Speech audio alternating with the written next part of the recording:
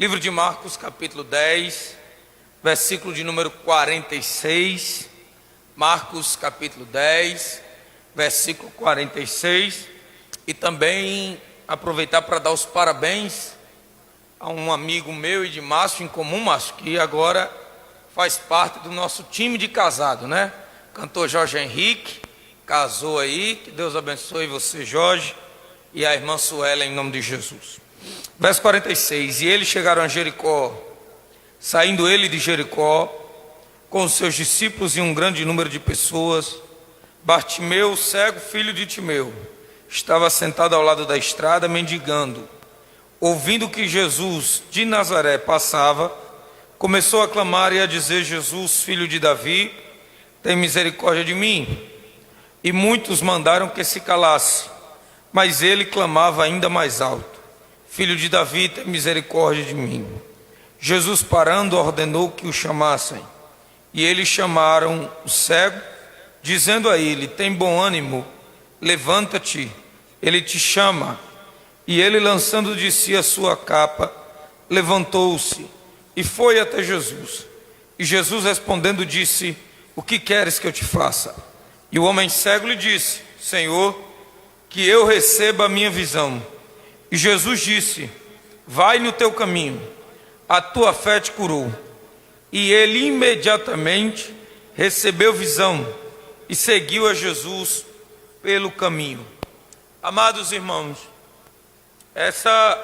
esse é um dos textos mais pregados de toda a nossa igreja, e eu tenho certeza que no mínimo você já ouviu essa mensagem pelo menos umas 2 ou 3 vezes em toda a sua vida, seja você cristão ou não, tendo ido a uma igreja evangélica ou não, você já deve ter ouvido essa mensagem nas ruas, através dos rádios e na internet.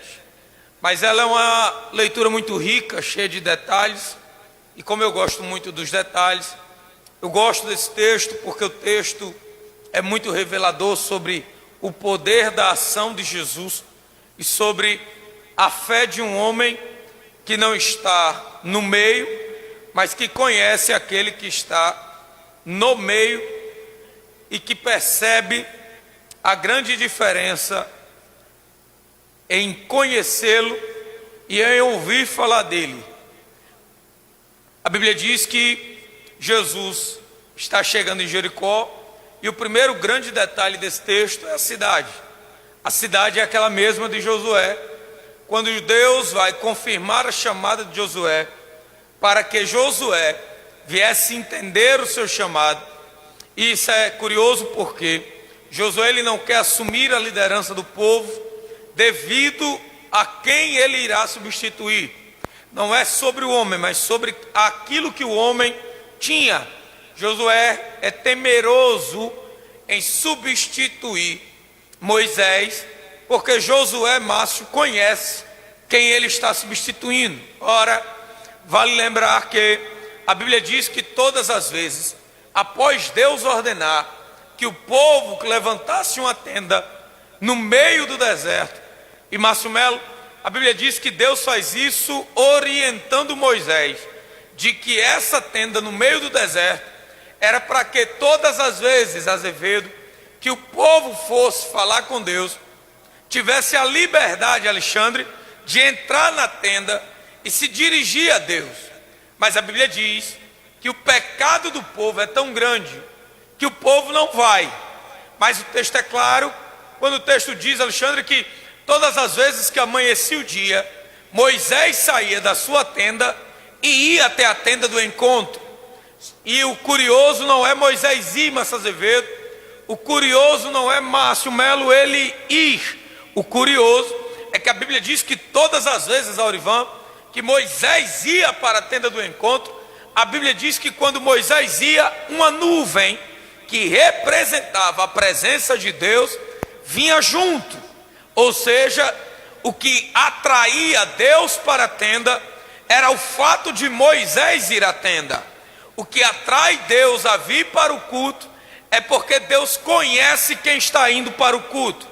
É curioso, Josué ele entende o tamanho do grau de intimidade que Moisés tem juntamente com o seu Deus, que ele entende, e isso que Márcio Azevedo estava pregando agora há pouco, que ele disse que a gente tem que fazer uma autoanálise, faz com que eu entenda o porquê que Josué, quando é chamado por Deus para substituir Moisés, e ele diz: eu não posso, eu não tenho condições, não é porque ele entendeu quem era o tamanho de Moisés, é porque ele se autoanalisou e percebeu que talvez ele não fosse um homem digno para substituir alguém de tamanha intimidade. Daí então Deus, ele traz algo tremendo na vida de Josué. Márcio Melo, a gente entende que às vezes para Deus realizar grandes propósitos é necessário ele te fazer passar por grandes provações. Irmãos, o que eu acho tremendo é que a sugestão de derrubar a muralha de Jericó, Alexandre, não é de Josué.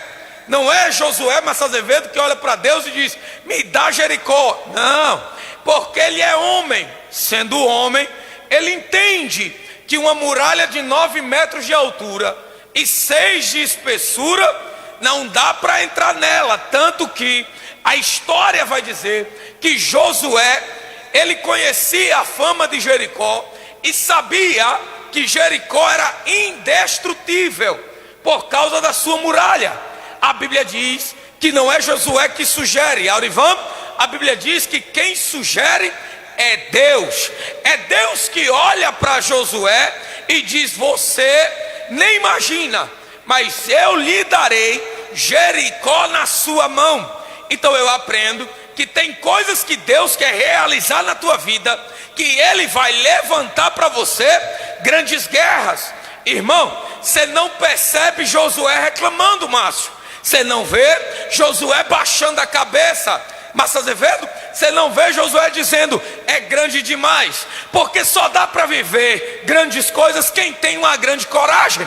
Irmão, Deus não tem costume de chamar frouxo para vencer batalhas, porque frouxo, quando ouvisse falar que era a muralha de Jericó, iria dizer: vamos voltar atrás, não vai dar certo. Só que ele entendeu uma coisa: a muralha é grande, mas o tamanho do milagre é medido pelo tamanho da provação. Quanto maior a provação, maior é o nível de milagre que Deus está preparando. Irmão, e quem mandou a guerra para ele não foi o exército de Jericó, não foi o rei de Jericó. Quem disse que ia dar a Jericó na palma da mão de Josué foi Deus. Aprenda a analisar o que Deus está preparando para você. Aprenda a olhar não com os olhos carnais, não sendo 1 mais 1, 2, mas olhando pelos olhos da fé. Aprenda que Deus não nos dá nada que nós não sejamos capazes de transpor, de ultrapassar. Eu entendo, Márcio Azevedo, que quando Deus está dizendo: vou lhe dar Jericó na sua mão, Alexandre, Deus não está falando no presente, Deus está falando no futuro, porque Deus é onipresente e a onipresença dele não está relacionada somente em estar em todos os lugares ao mesmo tempo, mas está em todos os lugares ao mesmo tempo, em todos os tempos. Como assim? Nós vivemos 3 tempos: passado, presente e futuro.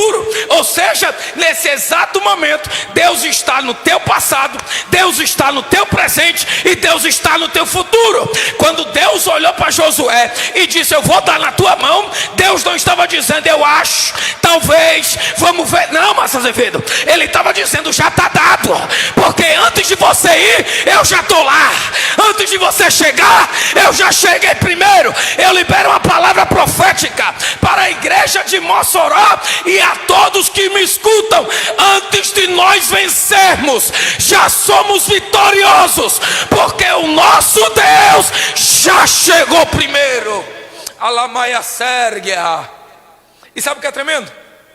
Você já viu alguém ir para a guerra no grito, irmão? A Bíblia diz que Deus olha para Josué e diz assim: ó, ninguém vai pegar espada, ninguém vai pegar escudo. E o que é que a gente faz? Pega o tamborim, pega a harpa e faz o seguinte: o quê? Manda os cantores na frente E tem um detalhe: 6 dias vocês dão uma volta todo dia. E vai cantando. Segunda, uma volta. Terça, 2 voltas. Quarta, 3 voltas. Quinta, mais uma. Sexta, mais uma. Sábado, mais uma. Aí, Alexandre, a Bíblia diz que chegou o 7º dia. E aqui é uma interpretação errada do texto por alguns pregadores que dizem que foram 7 voltas. Não foram 7 voltas, foram 7 dias, 13 voltas. Porque no domingo, Azevedo, Deus vai olhar para Josué e vai dizer assim: hoje não vai ser uma volta, hoje vai ser 7. E tem um detalhe: o povo vai cantando. Manda o povo cantar. Mas Azevedo, a Bíblia diz que ele dá 6 voltas. Na 7ª é o texto: começou a se ouvir ruídos. Começou a se ouvir ruídos. Alexandre, não foi barulho, foi ruído. Começou a se ouvir ruídos. Na 7ª volta do 7º dia. Sabe o que eu acho tremendo, irmão? Sabe o que é, Alexandre? É que antes de Deus começar a fazer ruídos na muralha, o povo já tinha dado 12 voltas e não tinha ouvido nada. Entendeu? Por que Deus mandou o povo dar 12 para só cumprir a promessa no 13º? Porque Deus é inteligente. Como? Não se vence guerras com covardia, se vence com persistência. Como assim, meu Pedro? Quantas vezes você já parou de orar por aquilo que você acha que queria? E Deus faz com que o povo arrudeie cantando, Márcio. E Deus está nos ensinando: fé não é aquilo que eu quero, fé é aquilo que eu persisto em conseguir. Fé é aquilo que eu não estou vendo, mas eu sei que é meu por direito. Aí Deus está dizendo: engraçado que tem crente nos ouvindo agora, Márcio Azevedo, que já desistiu. Tem crente nos ouvindo agora, Alexandre, que está dizendo: essa palavra não é para mim. E Deus está dizendo: você ainda está na 2ª volta e já está querendo parar. E Deus está nos convocando: se não chegou hoje, continua adorando. Se não chegou amanhã, continua adorando. Se ainda não foi em março, continua adorando. Se não é em 2021, continua adorando. Porque quem persiste alcança, quem persiste recebe. Aleluia. Eu tenho uma palavra para alguém. Ei, meu irmão, minha irmã, a tua persistência vai te levar a viver grandes promessas. Aleluia, aleluia. Aí, Márcio, ruídos. Eu amo isso em Deus. Porque se a muralha vai cair, o que é que a gente espera? Que ela desmorone. Aí Deus diz: vou abrir a terra e ela vai começar a descer. Ruídos. É necessário conhecermos a ação de Deus nas nossas vidas. Vou repetir isso: é necessário conhecermos a ação de Deus nas nossas vidas. Por quê? Porque nem sempre Deus vai causar escândalos para te dar milagre. Nem sempre todo mundo vai ficar sabendo daquilo que está acontecendo. Tem momentos, Márcio Melo, que Deus vai preservar o milagre só para quem está vivendo o processo. Vou repetir isso: às vezes Deus vai preservar o milagre apenas para quem está vivendo o processo. Eu preciso que você entenda isso. Quando a muralha desce, a cabeça de Josué é o que, Márcio Azevedo? Venci, cheguei, ganhei. Alexandre, e em vez de Deus mandar ele fazer festa, sabe o que Deus diz? Destrói tudo. Pode olhar a história toda completa. Deus vai olhar para ele e vai dizer: destrói tudo. Mas, Melo, a expectativa de quem está junto com Josué é fazer festa. A expectativa de Deus não é que você ganhou, é que você saiba: você não podia, mas Deus deu. Você não podia, mas Deus fez. A expectativa de Deus não é que você pense que conseguiu chegar, não. A expectativa de Deus é que você entenda que foi Ele quem te deu. Quando a muralha cai, Deus diz: amaldiçoa, porque essa terra está amaldiçoada por mim. Aí passa os anos, Márcio Melo, tem um novo governante sobre Jerusalém, seu nome é Herodes. Herodes, ele tem um costume, qual ele gosta de ser honrado. Porque tem gente, Márcio Melo, que está mais prevaricado em saber aquilo que recebe do que aquilo que pode dar. Herodes, ele tem algo que eu acho espetacular. O quê? Ele é quase indestrutível. Ele decide levantar de novo Jericó, sem muralhas, mas agora com um castelo. Seu nome, ele dá um nome: castelo de inverno, e outros estudiosos chamam de castelo de verão. Mas o que interessa é que é um castelo para comemorar suas vitórias. A história diz que todas as vezes que Herodes vencia, que entrava na cidade, Márcio Azevedo, as mulheres pegavam pétalas de rosa e jogavam aos seus pés e cantavam em alta voz: grande Herodes, Herodes é invencível, Herodes é indestrutível, ninguém pode vencer Herodes. Até que um dia, Márcio Azevedo, um homem, que é a visão de João da sala lá do céu, vem passando para dentro de Jericó. E a história diz que quando ele entra em Jericó, Herodes está sendo festejado. Alexandre, aí a Bíblia vai dizer assim, ó, e Jesus entrou junto com eles. Aí olha o texto, Alexandre, verso 46, a primeira frase: e Jesus entrou junto com eles. Aí o texto vai fazer uma vírgula e vai dizer assim, ó, e saindo ele. Espera aí, se Jesus acabou de entrar, por que ele já está saindo? Por quê? De quem era a glória em Jericó? De Herodes. Então Jesus está chegando em um lugar onde a glória não é dele. Para você entender, quando ele vai derrubar as muralhas de Jericó, de quem é o louvor? De quem é a glória? O povo está dando voltas e estão cantando a quem? A Deus. Só que agora o próprio Deus entra em Jericó e o louvor que ele escuta, Azevedo, já não é dele. Já não se louva mais o invencível Jesus, o invencível Jeová. Agora se diz é o invencível Herodes. Jesus entra e sai. Por quê? Porque ele não fica onde a glória não é dele. Se a glória na casa não é de Jesus, ele vai embora. Se a glória no templo sede não é de Jesus, ele não fica. Se a glória no clamor não é de Jesus, ele nem vem. Porque ele só anda em lugares onde a glória é dele. Vou provar. A Bíblia diz que o povo fica. Olha o texto. E ele saindo. A multidão só sai depois que percebe que Jesus foi embora. Irmão, tem gente que fica em lugares de onde Jesus já saiu faz tempo. Posso provar, Márcio Azevedo? A Bíblia diz que Jesus morre, ressuscita ao terceiro dia. Melo, aí a Bíblia diz que Jesus, ao ressuscitar, as mulheres vão chamar os discípulos. Quando chamam os discípulos, Pedro chega na frente, entra dentro do túmulo. Só que Jesus está do lado de fora falando com Maria. Vocês conhecem o texto? Perceba, Jesus não está no túmulo, quem está no túmulo é Pedro. Porque tem crente que insiste em ficar em lugares que Jesus já saiu. Temos o costume de permanecer em certos relacionamentos dos quais Jesus já não está faz muito tempo. Tem muito jovem namorando com pessoas das quais Jesus está dizendo: esse negócio eu não estou. Mas você insiste em ficar. E Jesus me trouxe como um profeta para dizer para alguém: se você não acabar, quem acaba é Jesus. E o que eu acho tremendo de Jesus é que ele sai, e o povo sai junto. E Márcio Azevedo, o texto diz que quando Jesus está saindo, Alexandre, ele ouve uma voz.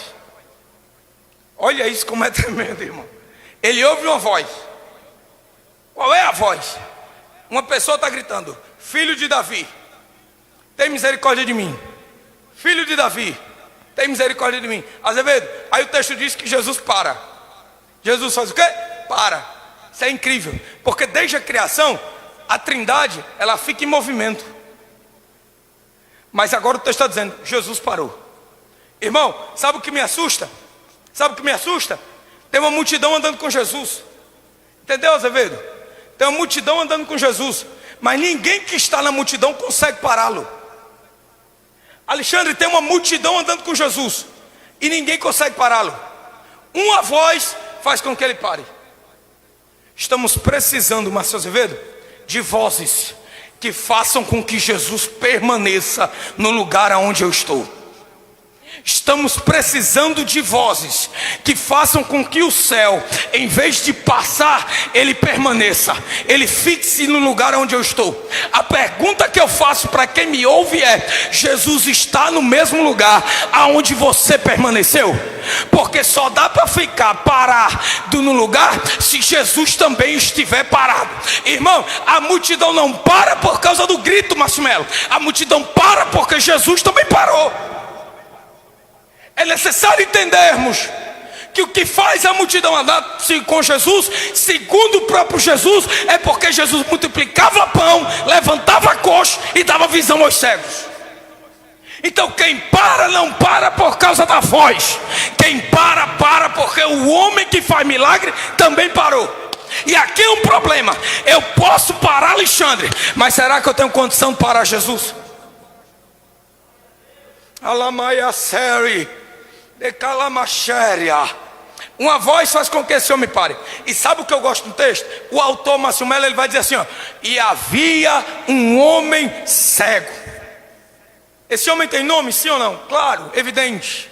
Mas o texto só fala do nome do pai e a sua filiação. Bartimeu, grego, Bar, filho. Timeu é o nome do pai. Bartimeu, filho de Timeu. Sabe o que eu gosto disso?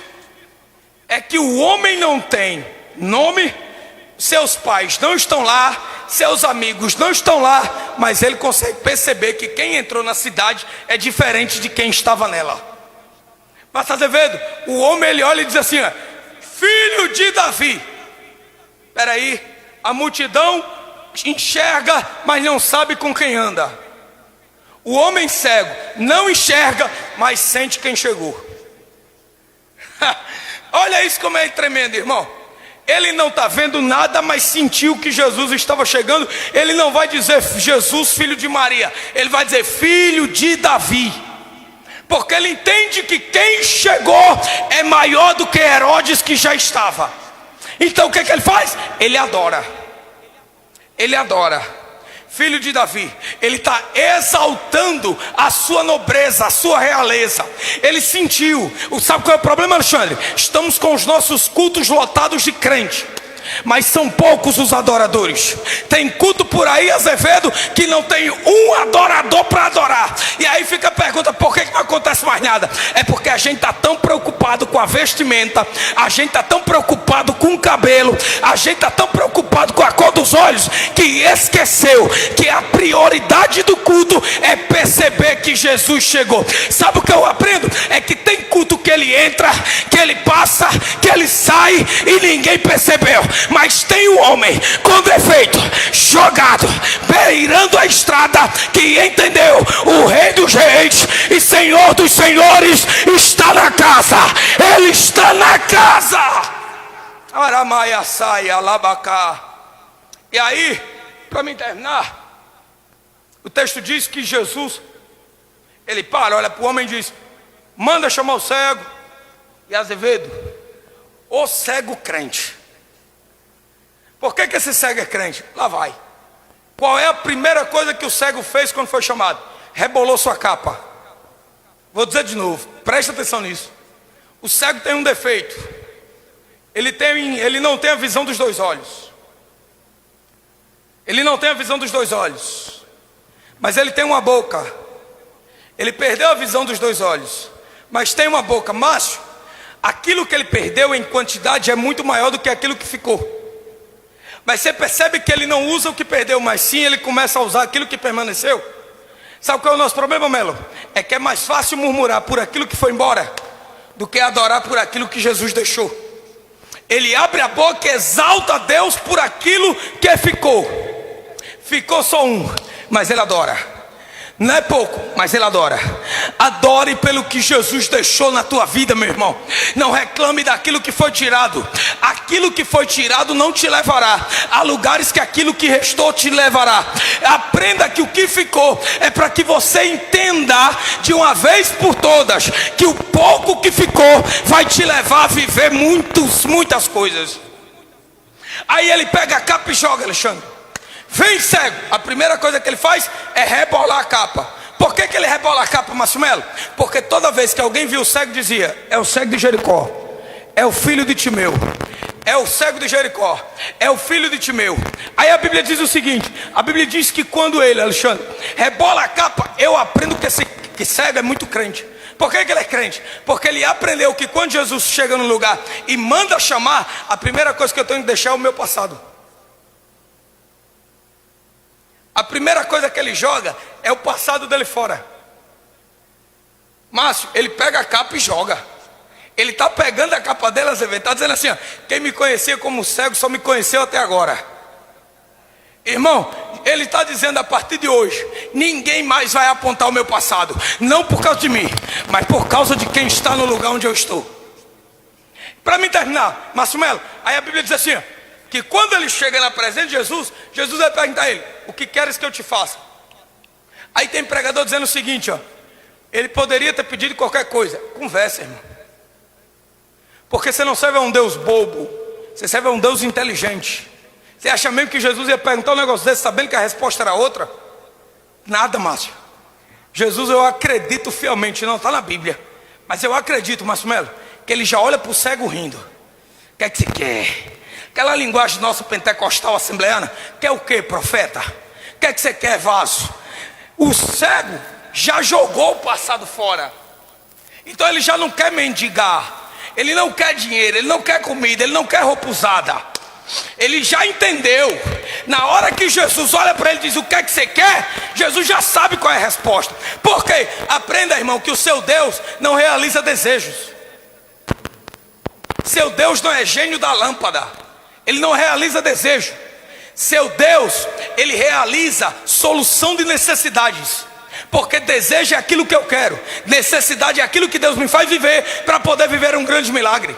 Ele não realiza desejo, ele não faz o que você quer, ele realiza o que você precisa. Eu trago uma palavra para alguém essa manhã. Deus me trouxe para dizer para você: se prepara, porque o Deus dos crentes vai sanar as suas necessidades. Aramaia 6. E eu termino. O que é que você quer? Senhor, eu quero enxergar, eu quero ver. Jesus olha para ele e diz: homem, vai pelo teu caminho, a tua fé te curou. Essa manhã na sua casa, Jesus acabou de entrar nela, e o que ele está dizendo é hora de você largar a capa do teu passado e começar a se preparar para viver uma nova história. Hoje é dia de você adorar o nome dele e sair dessa mazela de mendigagem espiritual que você está vivendo.